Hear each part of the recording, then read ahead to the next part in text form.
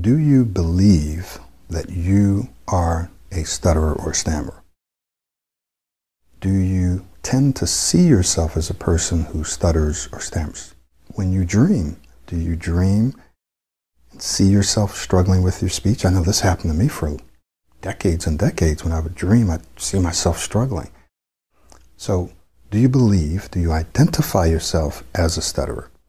If so, this is limiting your potential and limiting your ability to do the things that you want to do, to be the person that you want to be, say the things that you want to say.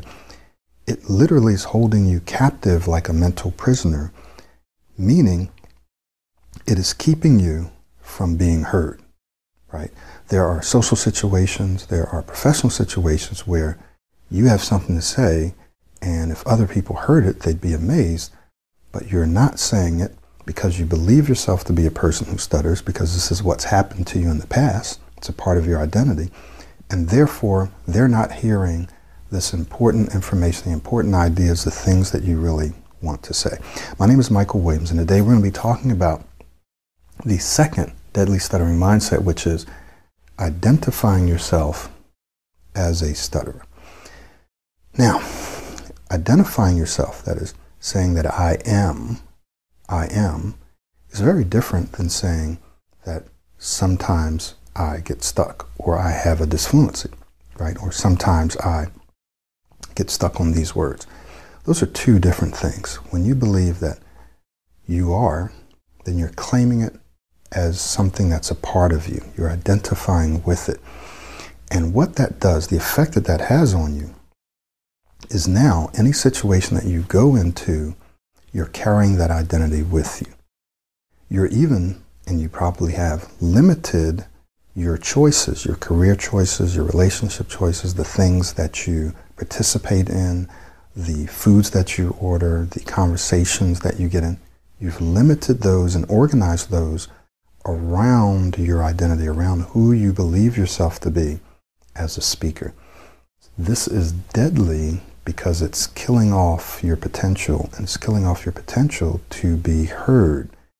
You deserve to be heard, and people deserve to hear what you have to say. So what we want to do, instead of carrying around and identifying, seeing yourself as a person who stutters, is we want to create the confident speaker's mindset. This mindset is very different. This mindset changes how you plan your future. It changes the conversations you get in. It changes your career choices. It changes your relationship. It changes how you respond when you do have a disfluency. And remember, everyone has disfluencies. Everyone does. I do. Any and every great speaker does. So when you see yourself instead as a confident speaker, as an amazing speaker, as a great speaker, it changes how you respond to those things. Let me give you an example. When a person identifies themselves as a person who stutters, it doesn't matter what program they go through, when they have disfluencies, if they have a bad day or something, they immediately begin to think, aha, here it goes, I'm regressing, this isn't working, right? They immediately start becoming frustrated. It often will ruin the rest of their conversation. They'll beat themselves up, right? They'll be thinking about it for hours and days and sometimes weeks. I know this because it happened to me, and other people, my clients, have told me this, so it's true. So this is how a person who sees themselves as a stutterer thinks and feels, and how they respond. Now, alternatively, a person who has some disfluencies but sees themselves as a confident speaker, this is how they're going to respond. So they have a little disfluency, and it's like a bump in the road. Driving along, you go over a bump in the road. Oh, okay, that was just a bump in the road. And next time I'll try to avoid that, or they won't even think about it, right? So they quickly recover. They don't even think about it. It doesn't mess up the rest of their speech, doesn't mess up the rest of their day or week. They don't beat themselves up because it's not who they are. It's simply something that they did or something that happened to them. Does that make sense? Big difference. Not only that, when you see yourself as a confident speaker, it changes the choices that you make, both career-wise, both professionally and socially, right? You make different choices because you have different options. You feel freer to choose the options that best fit your ideal person, the person that you want to become, the things you want to do. You make choices based on that and not based on the limitations of your speech. Well, I can't do this, can't do that, so therefore I'm not going to choose this, I'm not going to choose that. Does that make sense? Do you follow me? So when you identify yourself as a person who stutters, it limits your professional life, your social life. It also causes you to respond and react to those disfluencies that are going to happen. It causes you to respond and react very differently. So what I want to encourage you to do instead is to begin to take on, to develop the confident speaker's mindset. This mindset says, when I speak, people listen. People love to listen. I'm an amazing speaker. I'm an excellent speaker. I'm able to persuasively, powerfully, and confidently say the things that I want to say, when I want to say them, the way that I want to say them. All right. Now, I know some of you will say, well, if I just say that, that's not enough. Or I've tried that and I felt good for, a couple of days, a week, an hour or so. Then I had a disfluency and I regressed, so this stuff doesn't work. Well, here's the thing. One of the things that you have to be able to do is to change your mindset along with changing the way that you speak. Every successful person has had a model, someone else that they've looked up to, someone else that they've copied, that they've mimicked, call this observational learning, that has given them the blueprint, right? The blueprint to build their own speaking style, their own musical style, their own athletic style, their own leadership style, whatever it is. They've looked at a blueprint that someone else had. So why shouldn't you and I, right? Some of the greatest speakers in the world that you see had a blueprint. They've had a model. When you speak, people listen. People want to hear.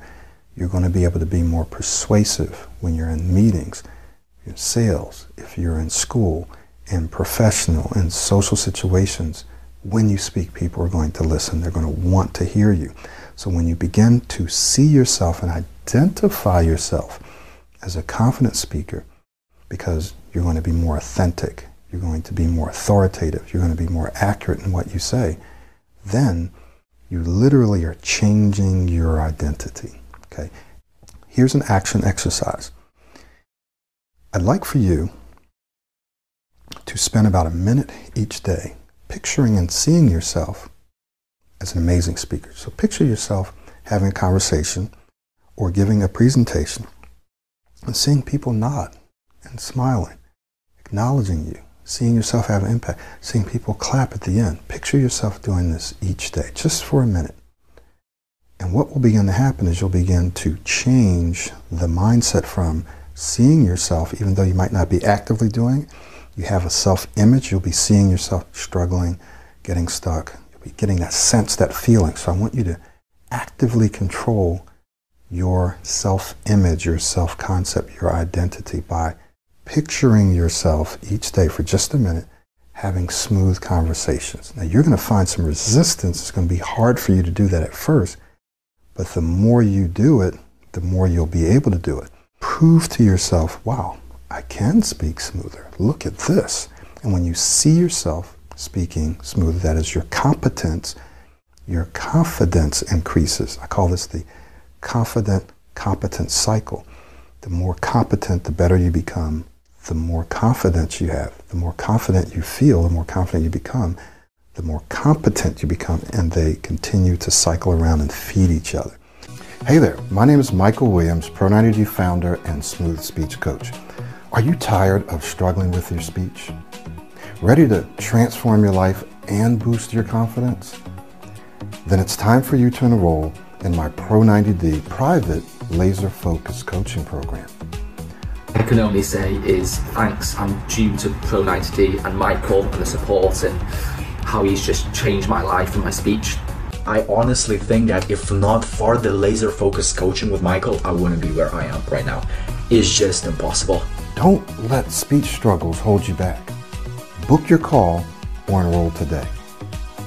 Let's take the first step towards a smoother, more confident you. Let's do it together. Book your call or enroll today.